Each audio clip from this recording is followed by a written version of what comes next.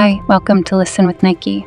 Today, we're simplifying the money game with a speedy summary of the psychology of money, and these will be part 1, so ready to uncover the secrets behind our money choices. Let's get started. They're said, during my college years in Los Angeles, I worked as a valet at a hotel. One of the frequent guests was a technology executive who was a genius, having designed and patented a key component in Wi-Fi routers in his 20s. He had started and sold several companies and had a mix of insecurity and childish stupidity with money. He carried a stack of $100 bills and bragged openly about his wealth, often while drunk. One day, he handed a colleague several $1,000s of cash and asked for gold coins from a jewelry store. They gathered by a dock overlooking the Pacific Ocean, skipping them like rocks and arguing whose went furthest. Days later, he shattered a lamp in the hotel's restaurant, which a manager told him to replace it. The manager asked $500 from the executive. He refunded him with a large sum of $5,000 cash, urging him to move away from his face and not make fun of him again. The behavior could not continue for long, as it ended years later, when the individual went broke, says Ronald Read, an American philanthropist, investor, janitor, and gas station attendant. Lived a humble life. He worked at a gas station for 25 years and swept floors at JCPenney for 17 years. At 38, he bought a 2-bedroom house for $12,000 and lived there for the rest of his life. He was widowed at 50 and never remarried. His main hobby was chopping firewood. Reed's life was characterized by low-key living and chopping firewood. At 92, he made international headlines. In 2018, 2,813,503 Americans died, with fewer than 4,000, having a net worth over $8 million. This book emphasizes the importance of behavior in financial success, highlighting that even geniuses can be financially disastrous if they lose control of their emotions. Even ordinary people with no financial education can be wealthy. Let's begin with Chapter 1, No One's Crazy. In Chapter 1, the author discusses the concept of varying views on money and its workings, highlighting that everyone has their own unique experiences with money. People from different generations, backgrounds, and economic backgrounds, as well as those born into different economies and job markets, learn different lessons from their experiences. This unique perspective can be more compelling than what is learned secondhand. People from different backgrounds may have different perspectives on risk and reward, inflation, and the Great Depression. For example, a person from poverty may have a different perspective on risk and reward, while someone from a stable economy may have experienced a different experience. Similarly, an Australian who hasn't experienced a recession in 30 years may have experienced something no American has ever experienced. This highlights the importance of understanding and appreciating one's own unique experiences with money. Money experiences are vast and varied, shaping beliefs, goals, and forecasts. Personal experiences with money make up a significant portion of the world's events, but also 80% of how people think the world works. This means that equally smart people can disagree on how recessions happen, how to invest money, prioritize investments, and take risks. And the Great Depression marked millions of Americans inwardly for the rest of their lives, but there were a range of experiences. John F. Kennedy, as he ran for president, had no first-hand knowledge of the Depression, as his family had a great fortune and had more than ever before. He learned about the Depression only after reading about it at Harvard. This was a major point in the 1960 election, as people thought that someone with no understanding of the biggest economic story of the last generation could be put in charge of the economy. However, JFK's experience in World War II was the most widespread emotional experience of the previous generation, which his primary opponent, Hubert Humphrey, did not have. The power of fear and uncertainty cannot be fully recreated through studying or open-mindedness. People who have experienced the Great Depression may not understand the emotional scars of losing everything and may not be complacent about owning. Studying history can provide insight, but it doesn't fully capture the feeling of coming home and wondering if one's actions will impact their children.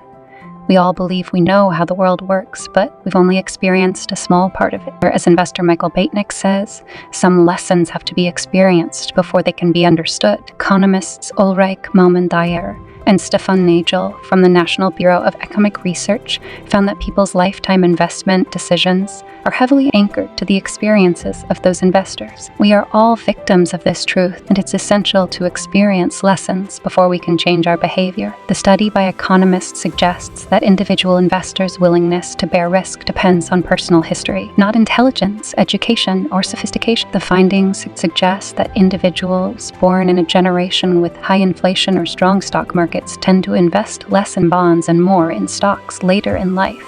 Bill Gross, a bond manager, acknowledges that he would not be where he is today if he had been born a decade earlier or later. This coincided with a generational collapse in interest rates, giving bond prices a tailwind. The differences in how people have experienced money are not small, even among those seemingly similar. For example, if born in 1970, the S&P 500 increased almost tenfold, adjusted for inflation during their teens and 20s, while if born in 1950, the market went nowhere in their teens and 20s.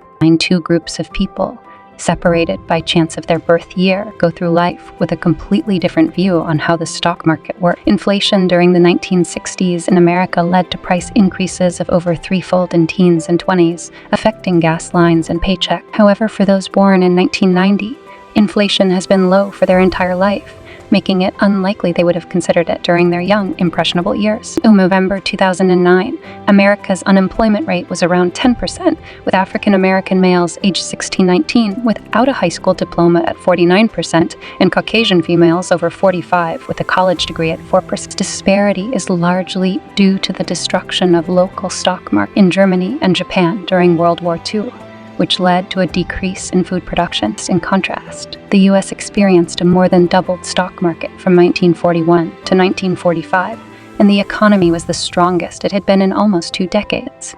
It is not expected that these groups will have the same thoughts about inflation, stock market, unemployment, or money, and will respond differently to financial information or incentive. The author argues that people's views on money are often shaped by their experiences and worldview. The New York Times recently reported on the working conditions of Foxconn, a Taiwanese electronics manufacturer, and the atrocious condition. The author's nephew, who worked in a factory, compared the conditions to a prostitute's life, stating that the idea of working in a sweatshop is an improvement. The author believes that the American mindset is not as fair and unequal as the West, as their governmental infrastructure and country are different. The author acknowledges that factory work may be better when compared to American job, but only when comparing it to American job. The author is unsure of how to handle this situation, as it serves as an example of how different experiences can lead to vastly different views on topics that one side may intuitively think should be black and white. The author's argument is based on the idea that different experiences can lead to vastly different views within topics that one side intuitively thinks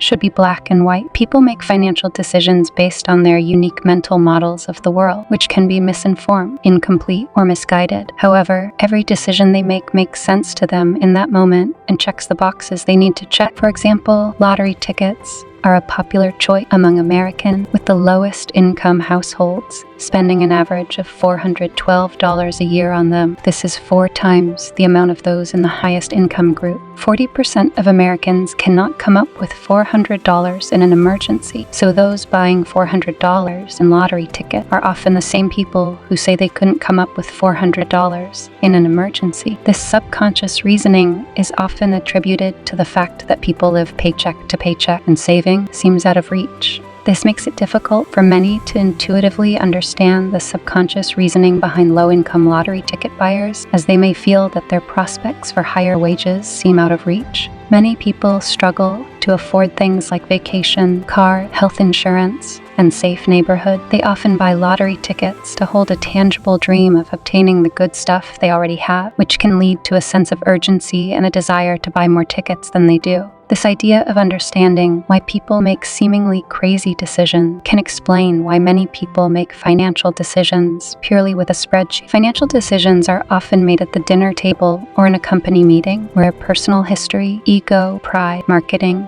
and incentives are scrambled together. Money decisions are difficult and often misbehaved due to the fact that the topic is relatively new. The first official currency was created by King Alyats of Lydia in 600 BC. But the modern foundation of money decision saving and investing is based on concepts that are practically infant. For example, Retirement accounts held $27 trillion at the end of 2018, making it the main driver of common investors' saving and investing decisions. The concept of retirement entitlement is at least 2 generations old. Before World War II, most Americans worked until they died, with the labor force participation rate of men aged 65 and over being above 50% until the 1940s. Social Security aimed to change this, but its initial benefit were nothing close to a proper pension. It wasn't until the 1980s that the average Social Security check for retirees exceeded $1,000 a month adjusted for inflation. More than a quarter of Americans over age 65 were classified by the Census Bureau as living in poverty. Until the late 1960s, the belief that everyone used to have a private pension is wildly exaggerated. Only a quarter of those age 65 or older had pension income in 1975. And only 15% of household income came from a pension. The idea that everyone deserved and should have a dignified retirement took hold in the 1980s, and the way to get that dignified retirement has been an expectation that everyone will save and invest their own money. The 401k and Roth IRA were not born until 1998, and many Americans are bad at saving and investing for retirement. The share of Americans over age 25 with a bachelor's degree has gone from less than 1 in 1940 to 1 in 4 by 2015. This has led to poor decisions with student loan, index funds, hedge funds, and consumer debt. Dogs were domesticated 10,000 years ago and still retain some behaviors of their wild ancestors. Yet here we are, with between 20 and 50 years of experience in the modern financial system, hoping to be perfectly acclimated. The issue of emotion versus fact in money matters is a significant issue, as it influences our decisions. Everyone's decisions are influenced by their unique experiences and circumstances, making it difficult to follow the rules. For example, Bill Gates' wealth is a prime example of how emotions can influence our decision, as he was influenced by his experiences and emotions. Thanks for tuning in to explore the world of money storytelling with me. If you found this video valuable, don't forget to like and subscribe. Stay tuned for Chapter 2. Until then, take care and make every dollar count.